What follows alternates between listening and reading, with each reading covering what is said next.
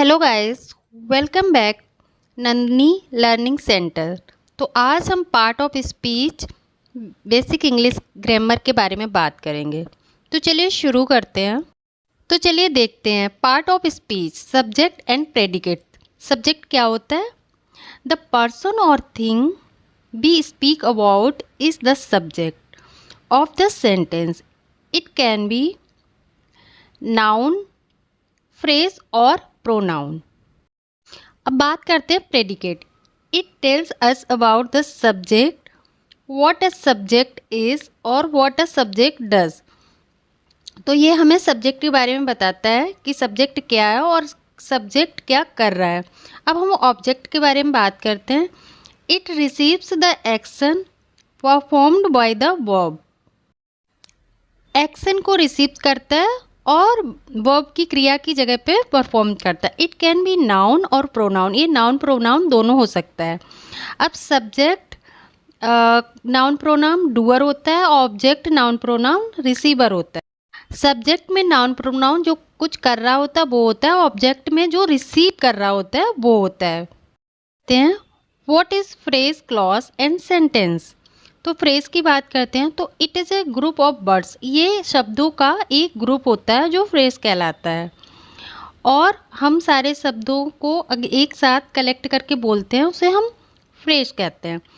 A phrase it is a group of words with no subject verb combination and it doesn't give a meaningful sense.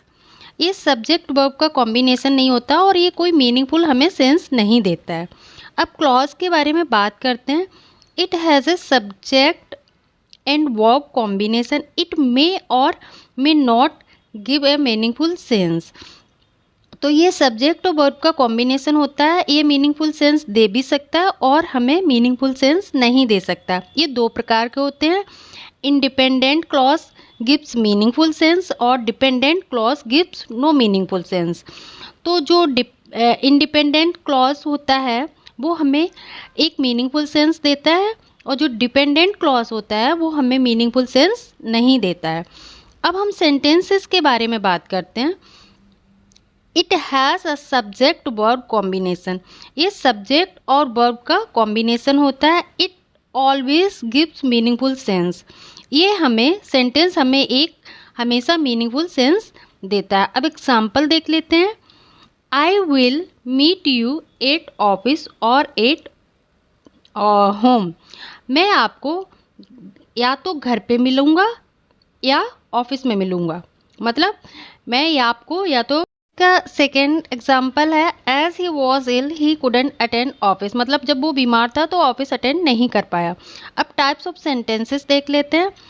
तो assertive, declarative sentences. It is a statement that imparts information. तो ये एक हमें information देने वाले imparts होते हैं। तो हम इनके बारे में जान लेते हैं ये कौन से होते हैं। जैसे इंटेरोगेटिव सेंटेंसेस, आस्किंग ए क्वेश्चन और makes a request for information. It ends with question mark. Imperative sentence क्या होते हैं? Request, order, advice, suggestion. Imperative sentence होते हैं वो रिक्वेस्ट करते हैं, एडवाइस करते हैं और सजेशन देते हैं। अब एक्सक्लेमेटरी सेंटेंसेस देख लेते हैं। ये expressing sudden feeling of joy, sorrow, surprise and has an exclamation mark. मतलब ये जो शॉकिंग वाली एक्शन होते हैं उनको रिप्रेजेंट करते हैं। अब ऑप्टेटिव सेंटेंसेस देख लेते हैं, जो हमें किसी भी ओकेजन पे विशेष प्रेयर, ब्लेसिंग, डिज़ायर्स, कॉसेस को मतलब जो हमें दिखाते हैं। जैसे कि हम किसी को विश कर रहे हैं, प्रार्थना कर रहे हैं, तो वो ऑप्टेटिव सेंटेंस कहलाते हैं।